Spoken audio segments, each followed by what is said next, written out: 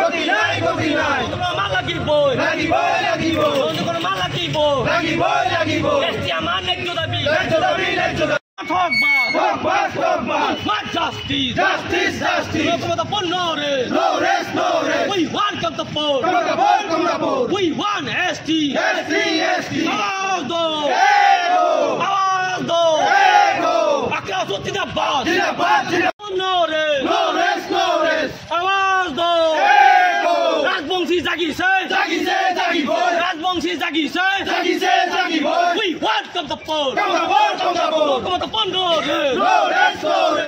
কোচ ৰাজবংশী জাতিটো হৈছে ভূমিপুত্ৰ যোৱা পৰহি ধুবুৰীত যিটো শৃংখলাবদ্ধ জোৰ সমদল কৰিব ওলাইছিল তাত পুলিচ প্ৰশাসনে লীনা দলে নামৰ এছপি এজনে তেখেতে আমাৰ আন্দোলন আমাৰ গণতান্ত্ৰিকভাৱে আন্দোলন কৰি থকা আন্দোলনত জঁপিয়াই পৰি তাত আমাৰ আই মাতৃসকলক কোচ ৰাজবংশী আই মাতৃসকলক পিটিছে বহুতৰ মূৰ ফাটিছে এয়া সহ্য কৰা নহ'ব এটা কথা স্পষ্ট যে আপাৰত বহুত জনগোষ্ঠীয়ে আন্দোলন কৰিছে তাত একো হোৱা নাই কিন্তু কোচ ৰাজবংশীয়ে যেতিয়া আন্দোলন কৰিব আৰম্ভ কৰিলে তেতিয়া এই লীনা দলে নামৰ এছপি জনে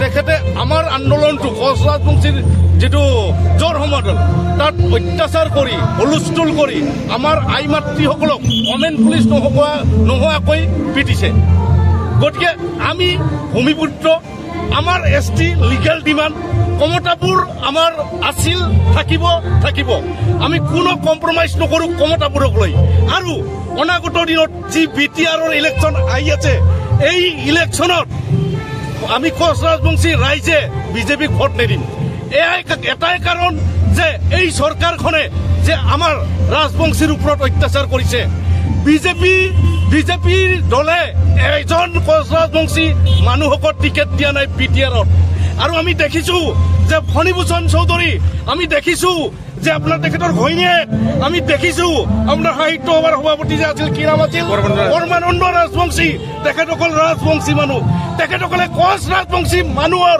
ভোট লৈ আজি MLA হৈ আছে এতিয়াও তেখেতসকলে মুখ খোলা নাই আমি স্পষ্টকৈ ক'ব বিচাৰো যে কোচ ৰাজবংশী মানুহৰ ওপৰত এনেকুৱা অত্যাচাৰ নচলিব আৰু অতি শীঘ্ৰে অতি সোনকালে কোচ ৰাজবংশীক জনজাতিকৰণ কৰি দিয়ক আৰু কমতাপুৰ আমাৰ ন্যায্য দাবী কমতাপুৰলৈ আমি 1 ইঞ্চিও ইফাল নকৰোঁ আমাৰ কমতাপুৰ আছিল থাকিব আৰু কমতাপুৰক লৈ আমি কোনো পৰ্যায়ে আমি এৰি নিদিওঁ আমি আগন্তুক 26ত এই বিজেপি চৰকাৰক এই যিটো আমাৰ হিটলাৰী ভাষণ চলিছে আমি সহ্য নকৰিম আমাৰ আই মাতৃসকলক যিটো কৰিছে আমাৰ 50 লাখ কোচ ৰাজবংশী মানুহ আছে এই 50 লাখ কোচ ৰাজবংশী মানুহ আজি জাগিব এই 50 লাখ কোচ ৰাজবংশী মানুহ যদি ৰাজপথত ওলাই আহে তেতিয়া এই চৰকাৰ হিলি যাব গতিকে এতিয়া আজি দেখিছে আমি কিছু মানুহ ওলাইছো অনাগত দিনত আমি এয়াৰপোৰ্ট বন্ধ দিম কোচ ৰাজবংশী মানুহ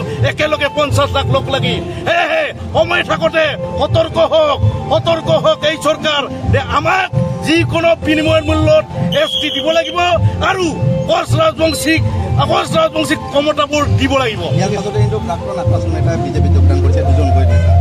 চাওক কোনোবাই ৰাজনৈতিকভাৱে কৰবাত গৈছে এইটো আমি চাব লগা নাই কিন্তু এই মুহূৰ্তত আমি আমাৰ কোচ ৰাজবংশী লোকসকলক যিটো অত্যাচাৰ কৰিছে কোচ ৰাজবংশী ৰাইজ আজি জাগিছে কোনোবাই যাব পাৰে কিন্তু জিকিব নোৱাৰিব কাৰণ কিয় যে কোচ ৰাজবংশী মানুহে